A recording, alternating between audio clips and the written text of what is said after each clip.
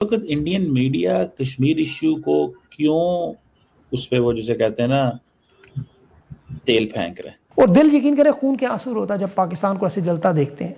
वो है जनाब मुजफ्फराबाद के करीब पाक फौज का एक MI-17 हेलीकॉप्टर जो है वो गिरकर तबाह हो गया है। गैस फट गया,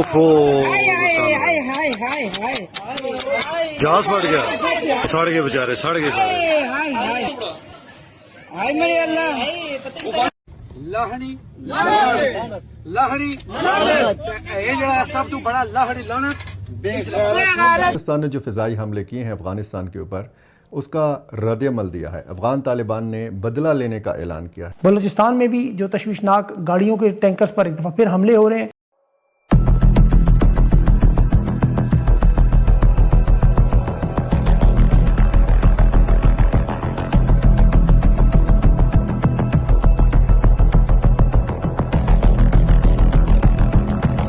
मैं आपको ये बताना चाहता हूं कि इनके अज़ाइम और हैं इन प्रोटेस्टर्स के, सारे फेस वैल्यू पे देख रहे हैं ना कि जी प्रोटेस्ट किया और एक उन्होंने डिमांड सामने रखी। इसके पीछे बड़ी मजमूम साजिश है कश्मीर के दिफा को कमजोर करने की, कश्मीर की हैसियत को कमजोर करने की। और ये कोई इंडिजिनस मूवमेंट नहीं है। अगर ये इंडिजिनस मूवमेंट होती तो लाखों बंदा सड़कों के ऊपर होता। 2-2.5 हजार बंदा इकट्ठा करके असले के जोर पे अपनी नाजायज डिमांड बनवा लेना। स्टेट तो इस पर कॉम्प्रोमाइज नहीं कर सकती। अगर स्टेट कॉम्प्रोमाइज कर ले, कल को ये कोई और डिमांड ले आएंगे। है कि पाकिस्तान का कोई खित्ता भी, कोई एक इलाका भी पाकिस्तान का ठीक तरीके से काम नहीं कर रहा। भारत तो उस बारे में बात करेगा, उन्हें तो आप रोक नहीं सकते, लेकिन ये जरूर है कि यहाँ पर सर गलत हुआ है। बलूचिस्तान से लेकर खैबर तक, खैबर से लेकर कश्मीर तक ये जो हालात हैं और ये जालिम मशरकी पाकिस्तान बनाने पर तुले हुए हैं। और मशरकी पाकिस्तान तो एक सूबा था, यहाँ 3-3 खुदा न ख्वास्ता सूबा टूटने के लिए। हुकूमत अपने आप को बचा रही है, एस्टेब्लिशमेंट अपने आप को बचा रही है और सारे एक दूसरे की टांगे खींच रहे हैं। और हर कैलकुलेशन गलत होने का पाकिस्तान को नुकसान ये हुआ कि दहशतगर्दी बढ़ गई, मईशत तबाह हो गई पाकिस्तान की, सरमायाकारी पाकिस्तान में आना बंद हो गई, हर तरफ पाकिस्तान में मायूसी फैल गई। पाकिस्तानी जितने ज़हीन लोग हैं, बेहतर लोग हैं, वो पाकिस्तान छोड़ कर बाहर जा रहे हैं। लोग अपना सरमाया पाकिस्तान से निकाल कर दूसरे ममालिक में मुंतकिल कर रहे हैं। एक तरफ भारत ने जो पानी बंद किया हुआ है, वो अभी सैलाब का सीजन आएगा, आप देखेंगे खुदा न ख्वास्ता वो फिर एक दफ़ा कितनी बड़ी तबाही होगी। और ये हम चीख कर इन लोगों को बता रहे हैं, खुदा के वास्ते पाकिस्तान पे रहम करें। लोगों को जबरदस्ती ये कहना कि नहीं आप घर में जाएं, आप प्रोटेस्ट नहीं कर सकते, आप रोड पे नहीं आ सकते, तो फिर साफ कह दें कि ये डेमोक्रेटिक कंट्री नहीं है, डिक्टेटरशिप चल रही है। जो हामिद मीर और कई बड़े जर्नलिस्ट जो हैं वो तक कह रहे हैं कि जी वो चीजें जो हम गिनाया करते थे किसी जमाने में भारत के लिए कि जी इंटरनेट बंद कर दिया उन्होंने, मोबाइल सर्विसेज बंद कर दी उन्होंने, वो मार रहे हैं, वो गोलियां चला रहे हैं, वो ये कर रहे हैं, वो सब हमारे हुआ, सब कुछ हमारे कश्मीर में सर हुआ ही है। और उसके बाद अख्तर खान मेंगल साहब का भी आप ट्वीट देख लीजिए, उन्होंने कहा कि अगर ये उन लोगों को जिसके कहते हैं कि जी ये तो हमारी शहर है कश्मीर, अगर उन लोगों के साथ ये सलूक हो रहा है कि उन्हें मारा जा रहा है, उन्हें गद्दार कह रहे हैं, उन्हें टेररिस्ट कह रहे हैं, तो उन्होंने कहा फिर हम तो परदेसी हैं। उन्होंने बलूचिस्तान के हवाले से फिर ये बात की। नफरत जब फैलाई जाती है ना, तो वो बहुत तेजी से फैलती है, इसकी ये खसूसियत होती है। और पाकिस्तान की एस्टेब्लिशमेंट ने अपने टाउटों के जरिए गुज़िश्ता चंद दिनों में जो नफरत फैलाई है वो अब कश्मीर में दिखाई दे रही है, जैसे बलूचिस्तान में नफरत फैलाई गई थी। देखिए, ये बड़ा आसान होता है किसी को गद्दार कह देना, लेकिन इसकी कीमत आपको नस्लों तक चुकानी पड़ती है। और बलूचिस्तान में भी चूंकि इंटरनेट बंद है, वरना आपको ये सारी मालूमात रोज नजर आए। कश्मीर की तरह वहां भी अब पहिया जहां शटडाउन हड़ताल है, अल्लाह इन्हें गारत करे। बहरहाल ये दुनिया में सालसी करवाने ले अपने मुल्क के हालात देखें। आज़ाद कश्मीर में अब क्या हो रहा है कि वहाँ ट्रंप जैसी हिकमत अमली इस्तेमाल करते हैं, रात को मुज़ाकरात की बातें करते हैं, सुबह फिर ऑपरेशन कर देते हैं। और इसके साथ पाकिस्तान के जो मुआशी हालात है वो भी आप जानते हैं। बजट आ रहा है, 1000 अरब का बजट है जो पिछले साल से भी कम। मुआशी हालात, अमन व अमान के हालात, सियासी अदम इस्तेहकाम इस कदर ख़तरनाक है कि ये एक आतिश फिशां है जिसका लावा कभी भी फट सकता है। आप तो ढीले मुंह के साथ बैठ के कह देते हैं कि ये गद्दार है, ये इंडिया का एजेंट है, ये रा का एजेंट है, ये जनाब पाकिस्तान का दुश्मन है। बड़े आराम से आप कह देते हैं। वो आदमी उस वक्त शायद बर्दाश्त भी कर लेता है, लेकिन ये चीजें नस्लों तक पीछा करती हैं। आप बलूचिस्तान में देखें आपके साथ क्या हुआ, यही हुआ। आप पश्तूनों के साथ देखें आपने क्या किया, उसका जवाब क्या है। आज आप इसी चीज का सामना कर रहे हैं। बांग्लादेश में आपने क्या किया, वहां पे भी आपने यही किया, उसका नतीजा आपके सामने है। तो जहां जहां पे आपने नफरत की आग लगाई वो आपके घर तक आई, और ये आग भी आपके घर तक आ जाएगी अगर अभी आप नहीं समझेंगे तो। पाकिस्तान का दुश्मन डिक्लेयर कर देते हैं, रा का एजेंट कह देते हैं, गद्दार वतन कह देते हैं, बड़े ढीले मुंह के साथ कह देते हैं, लेकिन लोगों को जो तकलीफ होती है, आप नफरत की मुस्तकबिल के लिए एक आग लगातार आप जला देते हैं।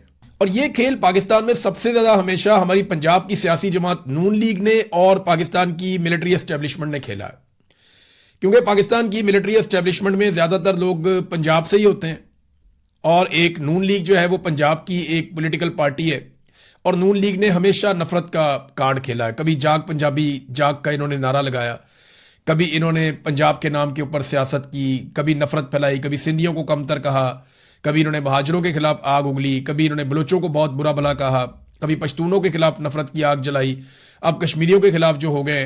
तो पूरे पाकिस्तान को ये क्या चाह रहे हैं? ये पंजाब की, मैं अवाम की बात नहीं कर रहा, पंजाब के लोग बहुत बड़े दिल वाले हैं। ये तमाम कौमियतें पंजाब में बड़े पैमाने पर आकर रहती हैं और बिल्कुल ऐसे रहते हैं बीच में घुल मिल कर, कोई पूछता भी नहीं है। लेकिन इस पॉलिटिकल पार्टी ने नफरत की एक आग हमेशा लगाई है, PMLN ने, और अब कश्मीरियों को उसी आग में जलाने की कोशिश की जा रही है। 27 को सर वहां पे इलेक्शंस है और वहां पर लोग जो हैं वो उनकी जमीन है, उनका इलाका है, उनका सब कुछ है। आप बिल्कुल वही कुछ कर रहे हैं जो आप बलूचिस्तान में कर रहे हैं, सिर्फ जगह फर्क है। आप सेम वही हरकतें कश्मीर में चल रही हैं, फर्क सिर्फ इतना है कि कश्मीर के लोग बाहर आ रहे हैं, वो प्रोटेस्ट कर रहे हैं और उनको भारत देख रहा है, भारत देखेगा। क्योंकि अगर भारत में कुछ होता है तो आप फौरन वहां पे आके दूरबीनें लगा के बैठ जाते हैं। तो सर वो भी यहाँ पे देखेंगे। कश्मीर डिस्प्यूट तो है हम दोनों के बीच में और उसमें से बचने के लिए एक ब्लंडर ऑलरेडी हो रहा है कश्मीर में, दूसरा ब्लंडर इन्होंने अफगानिस्तान में स्ट्राइक करके कर दिया। इनका ख्याल था कि लोगों की अटेंशन हो जाएगी और वो अफगानिस्तान की तरफ देखने लग जाएंगे। लेकिन सर ये कश्मीर का इशू जो है ना वो UN में भी है और दुनिया देख रही है इधर, और ये गलत कर रहे हैं सर। हमारी स्टेट ने गलत किया है कश्मीर के लोगों के साथ। मैं कहता हूँ आप देखिए, ये मैंने पूरा आपके सामने एक केस रखा, ठीक है, कि वो कहते हैं कि हमने पार्लियामेंट में नहीं जाना, इलेक्शन नहीं लड़ने। हम जो डिमांड कहती हैं, आरजू काज़मी 50,000 खवातीन को साथ लेके अगर रियासत पाकिस्तान को फोर्स करें कि जो हम कहती हैं वो होना चाहिए और ये पार्लियामेंट उस पे स्टैंप लगाए जो हम कहती हैं। मैं आपको हाइपोथेटिकल स्टेटमेंट दे रहा हूं, is this a right way, या कि आपको अपना इलेक्शन लड़ना चाहिए, जो आपकी सोच है आप उसको मुसल्लत करना चाहते हैं, इंप्लीमेंट करना चाहते हैं तो जाके कर ले। नहीं सर देखें, आपके जो इलेक्शंस होते हैं ना, चाहे वो आजाद कश्मीर के या POK के इलेक्शंस हो या कहीं के हो, आप खुद जानते हैं कि वो किस तरह के इलेक्शंस होते हैं, वहां पे किस तरह से वोटिंग होती है, किस तरह से लोगों को लाया जाता है। सबसे बड़ी डिमांड जो वो कर रहे हैं वो 12 सीट्स के ऊपर कहानी जो है वो रुकी हुई है और वो कह रहे हैं कि हम उन 12 सीट्स को नहीं मानते, वो बाहर से लोग नहीं लेंगे। तो सर उनके ऊपर आप अपने जबरदस्ती आप कह रहे हैं कि नहीं जी आपको यही करना होगा, नहीं तो आप टेररिस्ट हैं, नहीं तो आप दहशतगर्दी कर रहे हैं। आपको मजे की बात बताऊं, जो बातें आप पाकिस्तान में बैठ के कर रही हैं, ट्रंप अमेरिका में करता है कि मेरा इलेक्शन चोरी करते हैं। यकीन करके माने, ट्रंप के मसलों में और आपके मसलों में कोई फर्क नहीं है। मैं देखिए, मैं आपको 50,000 स्टेटमेंटें अमेरिकी सदर की गिनवाता हूं जिसमें वो कह रहे हैं ये इलेक्शन चोरी कर गए हैं सारे मेरे, इन्होंने मेरे साथ ज्यादती की है, इन्होंने ये की है।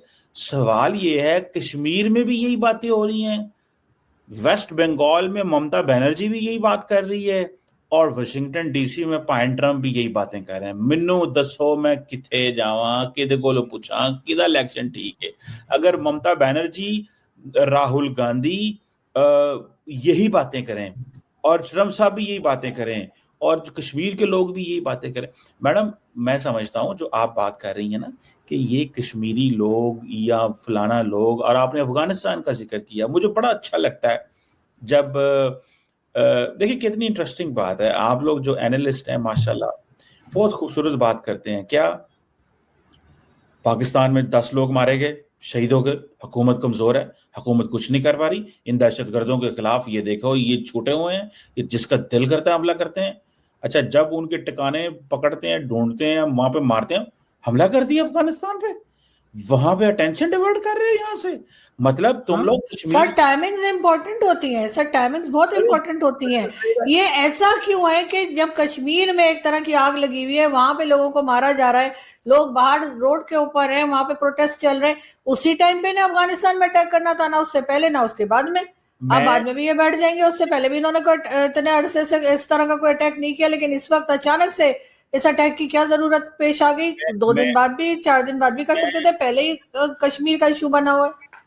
मैं आपकी बात मैं समझ गया हूँ। मैंने और उसके बाद अफगानिस्तान वही कह रहा है सर, जो हम भारत को कहते हैं ना, ओ जी कोई टेररिस्ट था ही नहीं, मासूम लोग मार दिए आपने, हमारे सिटीजन मार दिए। वही सर इस वक्त तालिबान भी कह रहे हैं कि वहां कोई टेररिस्ट नहीं था, वहां पे 13 बच्चे मारे गए हैं, कि पता नहीं 11 बच्चे हैं, और इसी तरीके से लेडीज, उन्होंने कहा वहां तो कोई टेरर ग्रुप या टेररिस्ट था ही नहीं। क्या कहेंगे आप?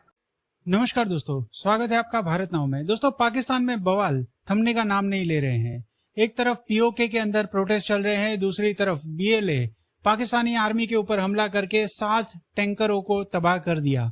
इसके अलावा तालिबान की तरफ से भी पाकिस्तान को धमकी मिली है, जो एयर स्ट्राइक पाकिस्तान करके आया है आज से 2 दिन पहले।